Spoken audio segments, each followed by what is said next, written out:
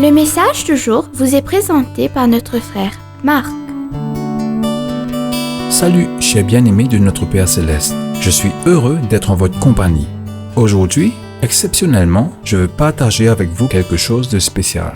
Au cours du ministère de la prédication et de l'enseignement, j'ai rencontré de nombreux chrétiens avec de nombreuses visions différentes sur Dieu et le monde. Je crois qu'il est bon de savoir où nous en sommes en ce qui concerne le statut de Dieu et le statut du monde. Si le Seigneur, dans Malachie 4, peut faire la différence pour nous, je crois que nous devons pouvoir faire de même pour lui et ses points de vue. Jésus dit dans Matthieu chapitre 10, verset 32, « C'est pourquoi quiconque me confessera devant les hommes, je le confesserai aussi devant mon Père qui est dans les cieux. » Dans un monde plein d'idées et de croyances qui vont à l'encontre de la parole de Dieu, nous avons besoin d'un courage hors du commun pour défendre ce que nous savons être vrai et juste. Bien-aimés, tout le monde parle de leur vision du monde chaque jour.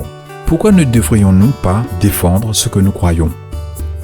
Pour rester courageux, vous devez savoir ce que Dieu dit est la vérité et ce que le monde croit.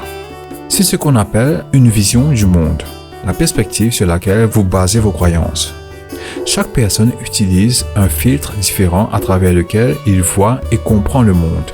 Nous pouvons tous regarder le même événement, mais nous le verrons différemment, car nos visions du monde sont en conflit. Votre vision du monde comprend comment vous voyez Dieu, vous-même, les autres, le passé, le présent, le futur, l'argent, le temps, le bien et le mal. Il influence tout dans votre vie. Chaque fois que vous prenez une décision, vous accédez à la base de données, vision du monde, idées communes, dans votre esprit et décidez que, parce que vous croyez cela, c'est ce que vous allez faire.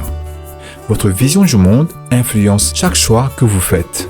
Chers bien-aimés, c'est ici que réside le problème, parce que nous sommes profondément influencés par les visions du monde que les autres ont. Chaque fois que vous avez une conversation, une vision du monde est communiquée. Nous sommes influencés par la vision du monde de nos parents, de nos amis, d'une publicité ou d'un article de presse. Rien n'est juste et équilibré, car tout le monde a une vision du monde. Il est absolument essentiel alors que vous basez votre vision du monde sur la parole de Dieu, qui est la seule vérité. Bien-aimés, essayez simplement de comprendre où nous en sommes avec nos points de vue. Par exemple, en Amérique, États-Unis, une enquête nationale a révélé que 62% des Américains ont déclaré qu'ils étaient profondément spirituels. Lorsqu'on leur a demandé comment cette spiritualité affecte leur prise de décision, seulement 16% font leurs choix moraux basés sur ce que la parole de Dieu dit. Qu'est-ce que cela signifie? Cela signifie que la plupart des chrétiens ont une vision du monde non chrétienne. Bien-aimés, vous pouvez être chrétien et vous diriger vers le ciel. Vous pouvez même être un pasteur, mais vous pouvez aussi avoir une vision du monde non chrétienne parce que vous l'avez basée sur ce que vous avez appris du monde et non de la parole de Dieu. Bien-aimés, demandons à Dieu de nous aider à devenir intrépides lorsqu'il s'agit de se mettre debout pour la vérité. Dieu vous bénisse mes chers. Profitez de votre journée en lui. On se rencontre demain. Au revoir.